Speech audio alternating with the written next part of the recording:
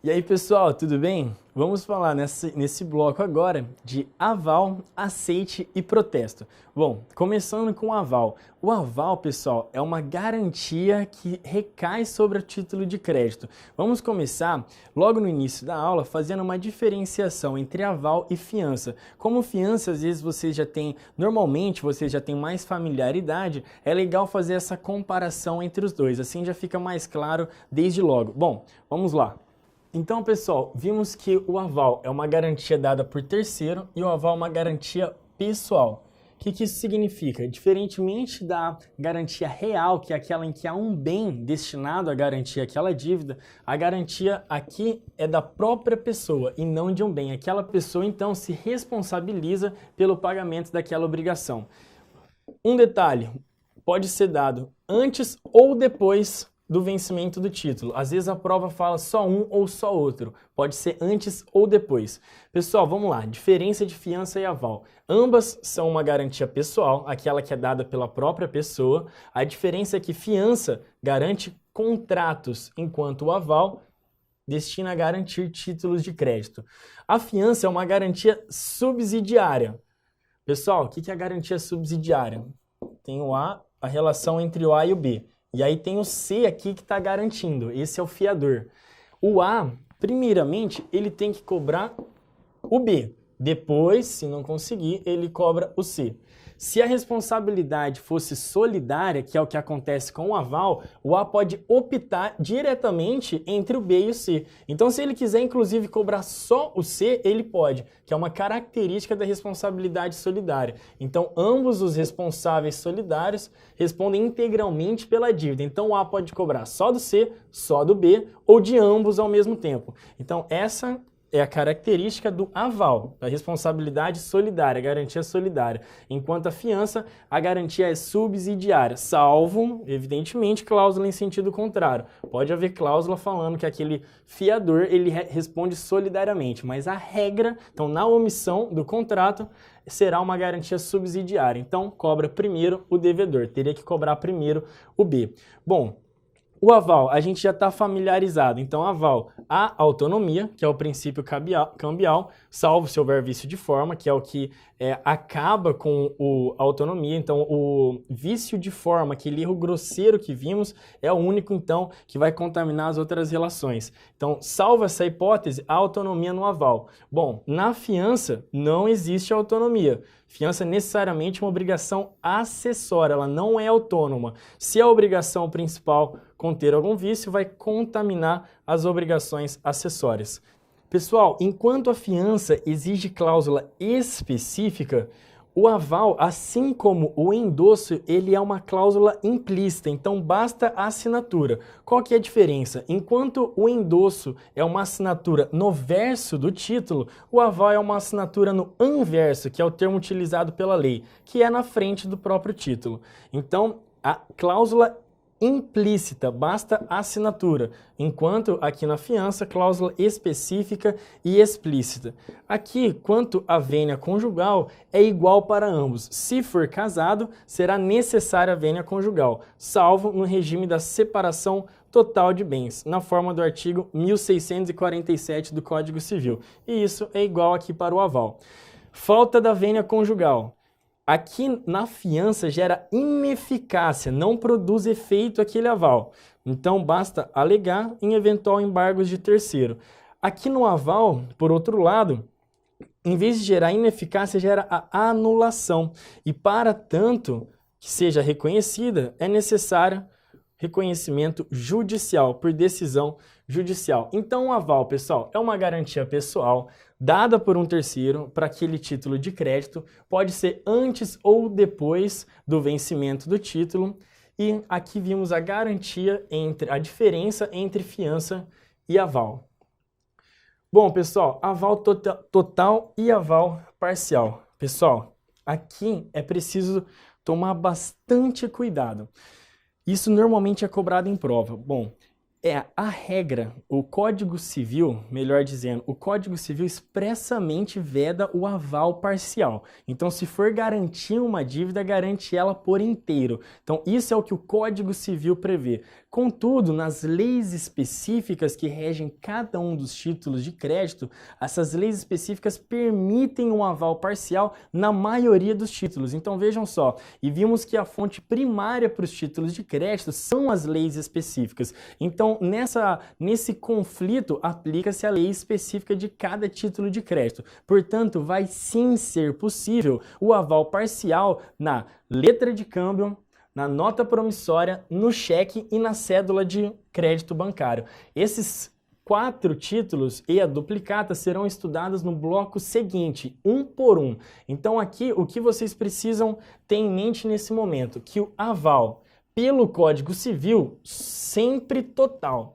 Contudo, por conta de leis específicas, letra de câmbio, nota promissória, cheque e cédula de crédito bancário admitem o aval parcial. Então garante até um limite daquela dívida. Essa é a diferença. Enquanto o aval total garante toda a dívida, o aval parcial garante somente até uma parte. E a duplicata aplica-se a regra do Código Civil de que o aval só pode ser total. Bom, pessoal, avais simultâneos e avais sucessivos.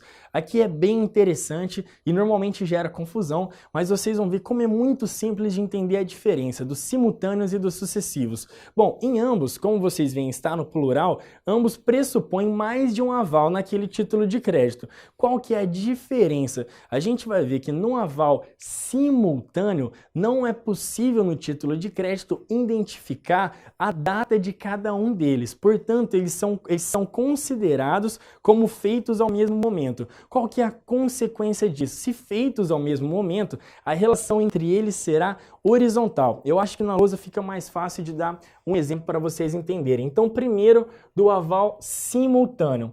Pessoal, há um título de crédito aqui entre A e B. A é o devedor e B é o credor. Bom, pessoal, o devedor A, nesse título de crédito, pode ter 2 avalistas, o C e o D. Quando o aval for simultâneo, vejam só, a relação entre eles é horizontal. Qual que é a consequência disso, pessoal?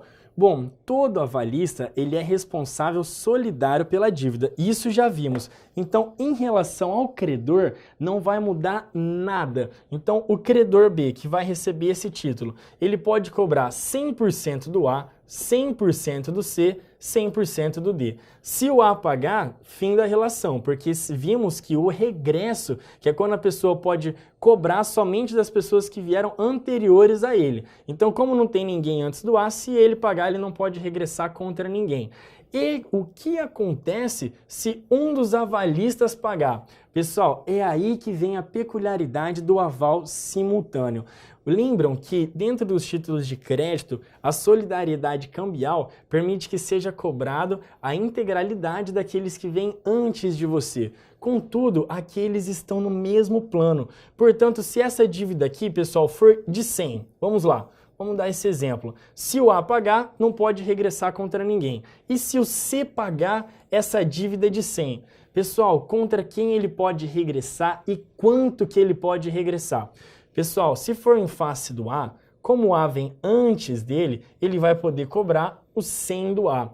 Mas, pessoal, vejam que interessante. Se o C for cobrar do D, ele só vai poder cobrar a cota parte do D. Então, há uma parte ideal que divide aqui entre o C e o D. Se o C pagar, em face do D, ele só vai poder cobrar 50. Então, essa é a diferença do aval simultâneo. Não há uma data entre esses avais, não dá para identificar quando que cada um foi feito, por isso será considerado como feito ao mesmo tempo. E sendo ao mesmo tempo, aplica-se entre eles a solidariedade civil.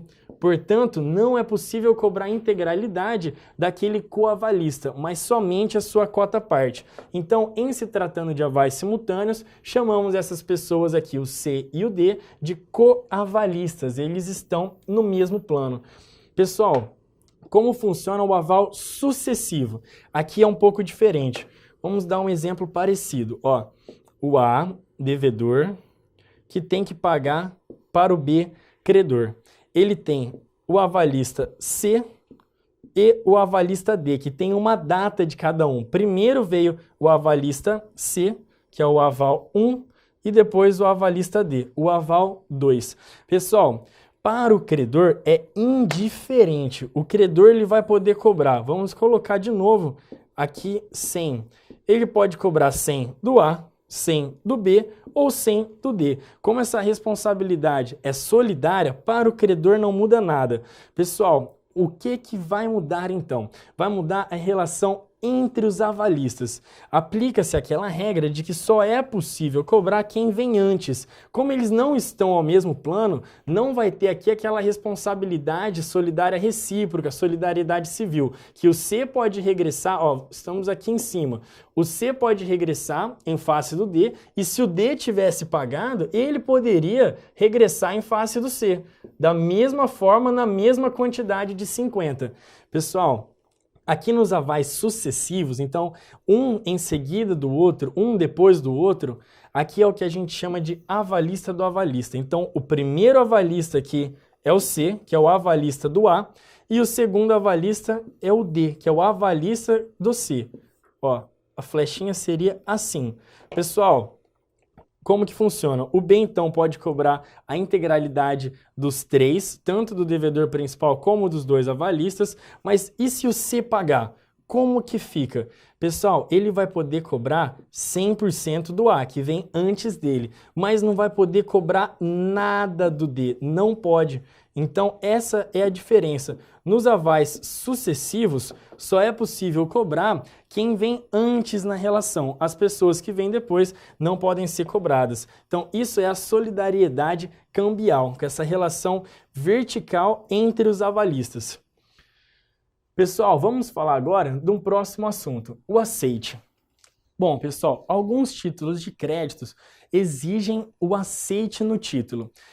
O que a gente precisa ter em mente? Duas coisas. Primeiro, o significado do aceite. O significado é uma concordância do devedor com aquela dívida. Então, ele concorda com aquilo que está no título. Quais são os requisitos para o aceite? Pessoal, vejam só. Primeiro, evidentemente, pelo princípio da literalidade, é a assinatura no próprio título. E qual que é o outro requisito? É que quando se fala em aceite, essa assinatura ocorre após a emissão. Com isso, a gente já consegue excluir alguns títulos de crédito. Já é intuitivo os títulos de crédito que não precisam, não aceitam o aceite, eles dispensam o aceite. Vejam, o cheque, por exemplo. Pessoal, quando o devedor assina o cheque, o cheque só é emitido naquele momento. Não havia emissão do cheque, ele ainda não estava completo. Então, a assinatura naquele caso e a concordância do devedor faz parte da própria emissão. Ela não é posterior à emissão. Entenderam? Então, o aceite, quando que a gente vai falar em aceite? O título já está emitido e aí sim, por algum motivo, quando a lei exige, há a necessidade da concordância do devedor. Então, quando se fala em aceite, o título já foi emitido. Pessoal, vamos lá para a lousa. Aceite, concordância expressa do devedor principal. Requisitos: a assinatura do devedor no próprio título de crédito e a assinatura após a emissão. Após a emissão, tem que ter isso em mente. A assinatura, o aceite, não faz parte da emissão. O título já foi emitido e a concordância é posterior. Quando que ele vai ser necessário? Na letra de câmbio e na duplicata. E aí vai ficar mais claro, pessoal, vai fazer mais sentido para vocês a questão do aceite no bloco seguinte, que vamos tratar separadamente da letra de câmbio e da duplicata. Vamos ver que é diferente as pessoas, o sacador, que é a pessoa que emite o título, é diferente daquele que vai ter que pagar. Então é por isso que primeiro o título é emitido e no segundo momento ocorre então essa concordância do devedor principal. Ocorre na letra de câmbio e na duplicata. Pessoal, quando então que pode haver a falta do aceite? Assim, quais as hipóteses de ausência de aceite? Por inércia do credor, então a obrigação de buscar o aceite é do próprio credor. Então há uma pessoa que emite o título, há uma segunda pessoa que é o devedor e uma terceira pessoa que é o credor. Pessoal, nesse caso, é obrigação do credor buscar o aceite do devedor. Então, se ele ficar inerte, vai faltar o aceite. Uma segunda hipótese de ausência de aceite é impossibilidade, não tem como o credor buscar esse aceite. Por exemplo, a duplicata virtual, não há papel para que ele busque o aceite e consiga então a assinatura no título. E aí, por fim, a recusa do devedor. O devedor pode se recusar e veremos as consequências disso em cada um dos títulos. Não havendo aceite, o título poderá ser protestado. Pessoal, aceite então é isso, acho que ficou bem claro, é uma concordância, é o devedor concordando, e quando que isso se aplica? Quando o devedor não se confunde com quem emite o título. Então isso que a gente precisa ter em mente, só alguns títulos isso ocorre. Quando a gente estudar título por título, vamos ver as figuras de cada título, quem é parte em cada título. E aí nesse caso vocês vão ver que quem emite o título, que é primeiro a assinatura que dá vida ao título, e aí depois vem a concordância do devedor. Então é uma concordância, é uma assinatura no próprio título que ocorre depois da emissão. Então esse, pessoal, é o aceite, que ocorre na letra de câmbio e na duplicata. Bom, pessoal, por fim, vamos falar do protesto. A própria lei traz um conceito de protesto, o conceito legal. É um ato formal e solene pelo qual se prova o descumprimento de uma obrigação.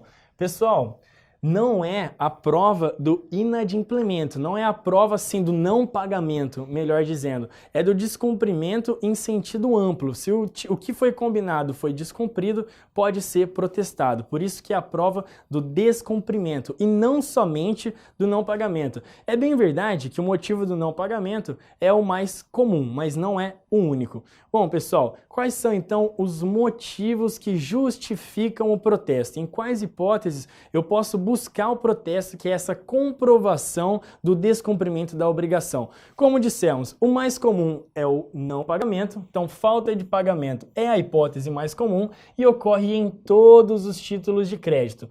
Pessoal, evidente que o pagamento, como ele só pode ser exigido depois do vencimento, da mesma forma, o pagamento, então, a falta de pagamento só vai ensejar, só vai dar aso ao protesto depois do vencimento. Então, se não venceu, se eu não posso nem cobrar ainda antes do vencimento, muito menos poderei protestar, porque ainda não houve o descumprimento. Por isso é bem lógico, não é simplesmente decoreba aqui nesse ponto, meus amigos.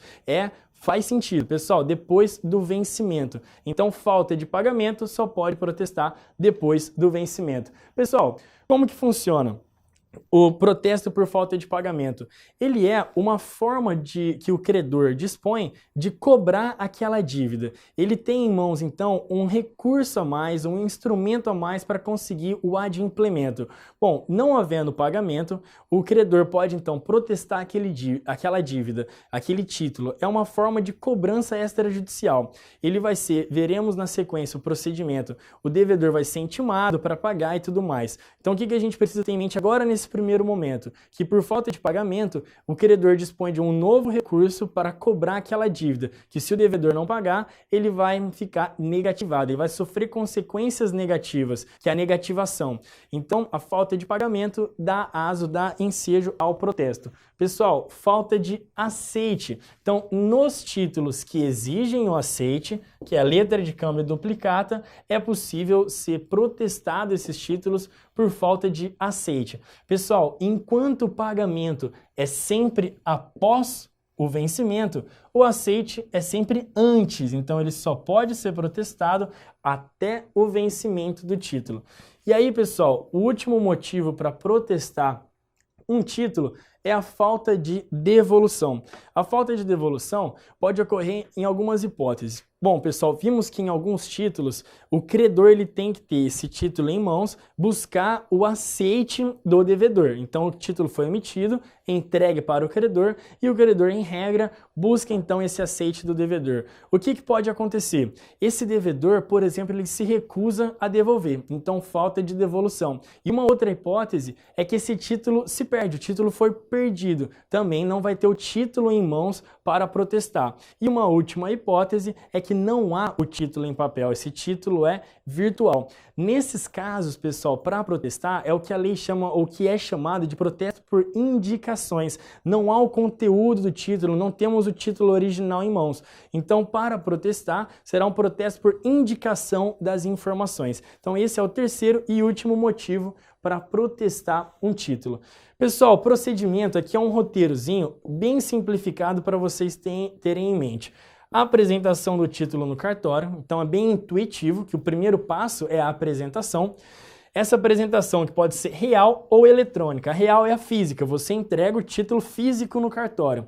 Qual que é o detalhe aqui? Que o tabelião, nesse caso, ele tem a obrigação de verificar as formalidades, enquanto na apresentação eletrônica ele não verifica as formalidades. Essa responsabilidade é inteira daquele que apresenta o título, do apresentante. E um outro detalhe previsto em lei expressamente, artigo 9º, parte final, o tabelião não verifica prescrição ou caducidade. Então, como é texto de lei, é importante vocês saberem disso, caso seja cobrado numa questão. Pessoal, depois da apresentação, o título já no cartório, o devedor vai ser intimado para tomar alguma providência, principalmente o pagamento, no prazo de 3 dias, na forma do artigo 12. Pessoal, se ele não tomar essa providência dentro do prazo que foi fixado na intimação, o protesto será lavrado. Artigo 20.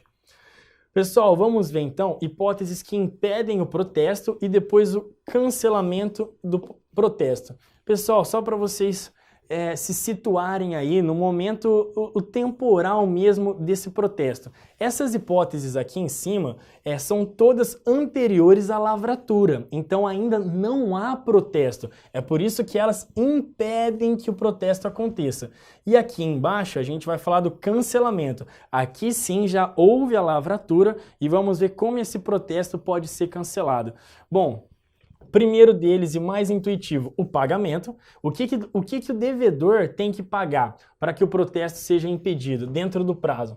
Ó, o valor do título, mais os emolumentos, que de forma bem superficial é a remuneração do tabelião e as despesas que aquele protesto gerou. Então, o devedor, vejam como fica mais caro quando ele não paga o título espontaneamente no vencimento. Então, ele não pagou, houve o protesto, ele vai ter que pagar valor do título, emolumentos e despesa. Artigo 19 da Lei 9.492 de 97.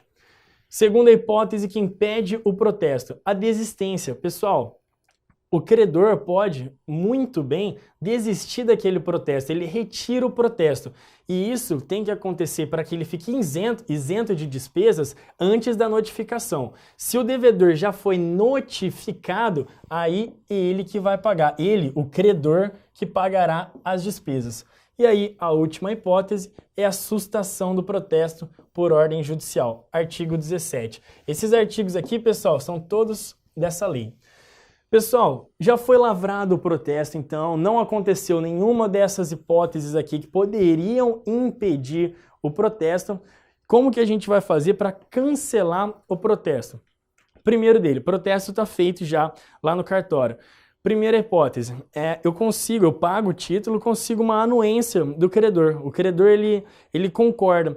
Eu pagando ou não, o credor pode concordar. É uma faculdade dele. Então, eu levo no cartório uma anuência, que é uma carta de anuência, uma declaração de anuência, levo ao cartório e falo, ó, cartório, o credor está concordando que esse protesto seja cancelado. Então, eu levo a carta de anuência e aí sim pago as despesas lá no cartório. Segunda causa que cancela o protesto, uma ordem judicial.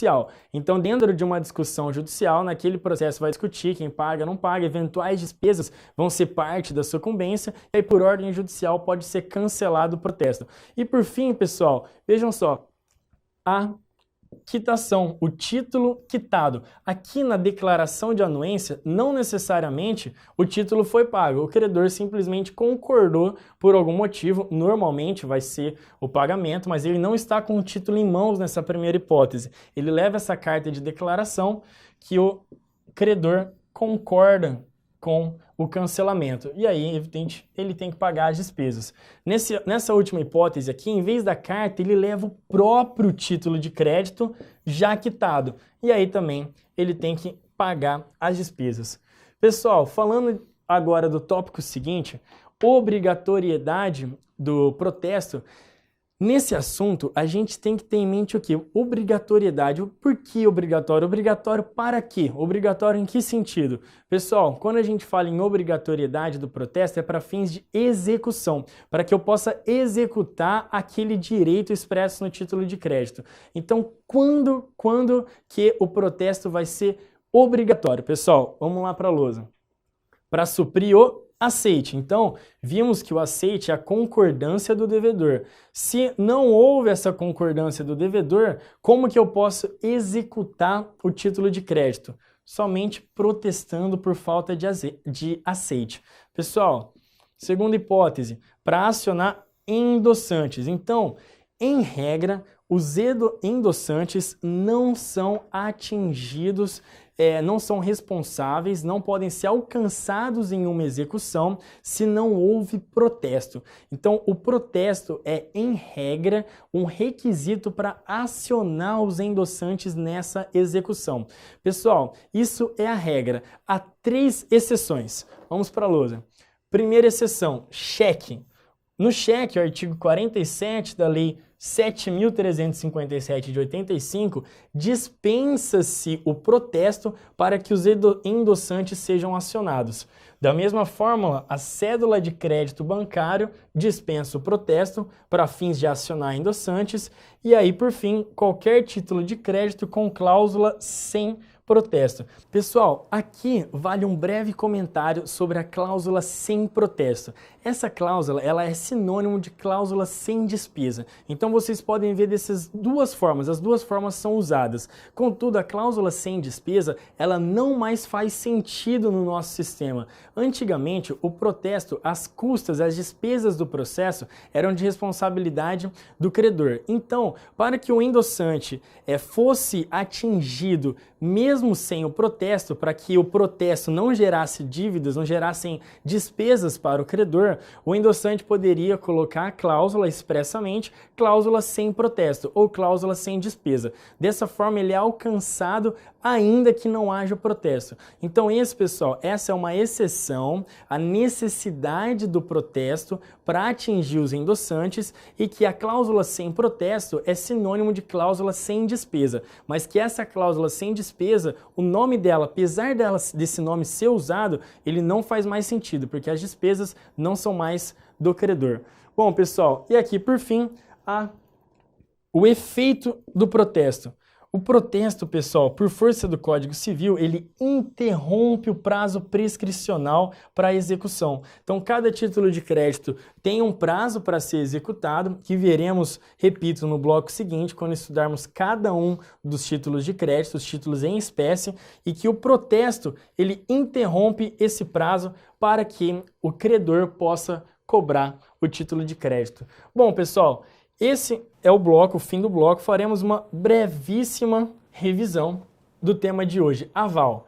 Garantia pessoal dada por terceiro, então recai sobre o título de crédito essa garantia da própria pessoa que pode ser dado antes ou depois. Nesse quadro aqui, vimos a diferença entre fiança e aval. Basta dar uma olhada rápida. Aval total e aval parcial. Pessoal, a lei veda o aval parcial, mas há leis específicas, o Código Civil, há leis específicas que autorizam para alguns títulos. Então, Código Civil veda, o parcial só pode ser total. Porém, letra de câmbio, nota promissória, cheque ou cédula de crédito bancário admitem o aval parcial e a duplicata não, então só o total.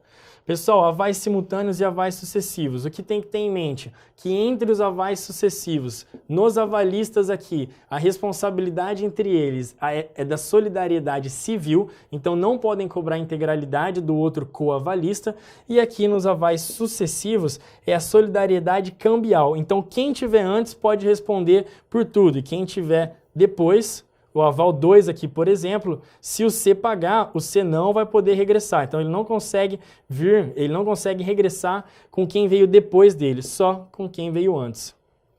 E vimos ali atrás, naqueles exemplos, que para o credor não muda nada, ele pode cobrar tudo de todos. O aceite é uma concordância do devedor principal, que tem como requisitos a assinatura e que essa assinatura venha depois da emissão do título.